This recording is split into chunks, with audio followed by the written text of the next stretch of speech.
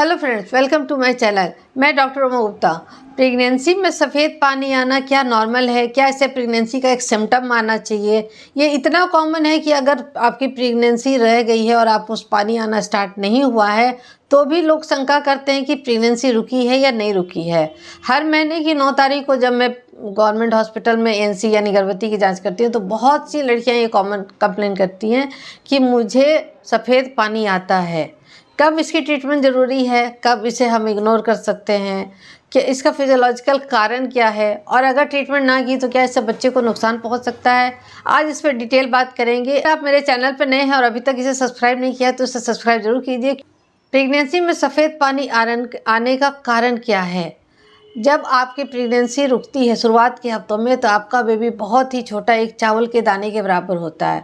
वहाँ उसकी ग्रोथ के लिए प्रकृति आपकी प्रेगनेंसी होने से पहले ही काफ़ी खाना वहाँ पे जमा करती है, इसलिए वहाँ का ब्लड वेसल की बढ़ जाते हैं। लेकिन आपके बेबी को यह खाना वहाँ उन ब्लड वेसल से चू कर यानी रिस कर मिलता है। यही कारण है कि शुरुआत में जब आपकी प्रेगनेंसी रुकती है तो आपको चक्कर आते हैं, आपका ब्लड प्रेशर कम रहता है, उल्टी होती है, ताकि आप बॉडी एक तरह से आराम कर सके और उसे स्थिरता मिले। यहाँ आयुर्वेद में हम मानते हैं कि यहाँ कफ दोष यानी जल और पृथ्वी प्रधान अवस्था है, जिसके कारण कि आपकी बॉडी में बेबी में जो चेंजेस आते हैं वो धीरे धीरे उसको ग्रो करवाते हैं। जब ये कफ महाभूत बढ़ता है यानी जल और पृथ्वी तत्व ज़्यादा बढ़ जाता है तो कुछ पार्ट वजाइना के थ्रू सर्विक्स से होते हुए बाहर आने लगता है, लेकिन यह देखने में बिल्कुल साफ़ होगा, पानी की तरह साफ़ होगा और इसमें हल्का सा चिपचिपापन होना होगा। अगर इतना है तो आपको घबराने की ज़रूरत नहीं है, बिल्कुल नॉर्मल है।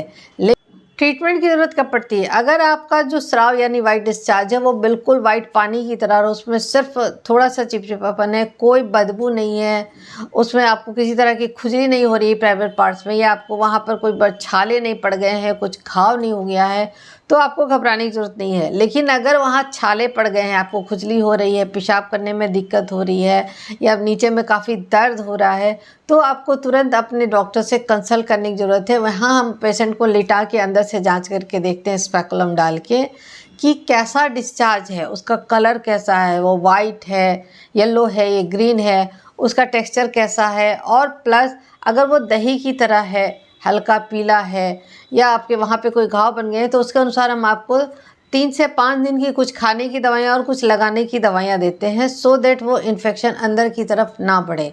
यहाँ इन्फेक्शन से मेरा मतलब है कि वहाँ पे जो वात पित्त कफ दोष का बैलेंस होता है वो ना बिगड़े और इससे कहीं आपको एबॉर्शन होने का खतरा ना आ जाए।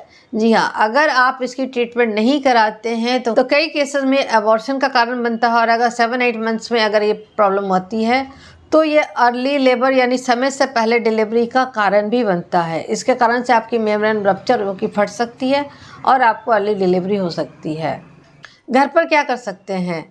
घर पर इसके लिए हम क्या कर सकते हैं? अगर आपको पहले से ही सफ़ेद स्राव की समस्या है और आप प्रेगनेंसी रखना चाहती हैं तो पहले तो इसकी ट्रीटमेंट ज़रूर करवा लें। वो एरिया बिल्कुल क्लीन साफ़ होना चाहिए, तभी आपकी प्रेगनेंसी अच्छे से रहेगी और 9 मंथ के बाद आपको एक हेल्दी बेबी मिलेगा।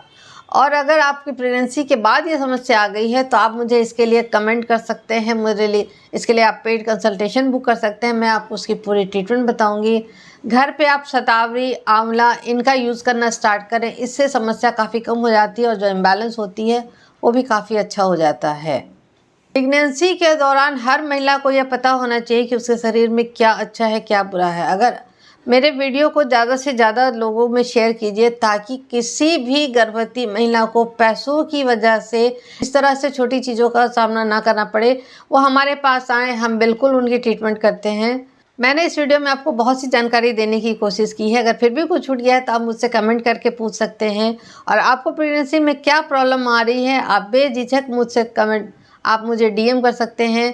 ट्रीटमेंट के लिए आप मेरे साथ पेड कंसल्टेशन भी बुक कर सकते हैं। इस वीडियो को ज़्यादा से ज़्यादा लोगों को शेयर कीजिए ताकि किसी भी प्रेग्नेंट महिला को पैसों की वजह से तकलीफ़ नहीं होनी चाहिए। मिलते हैं नेक्स्ट वीडियो में।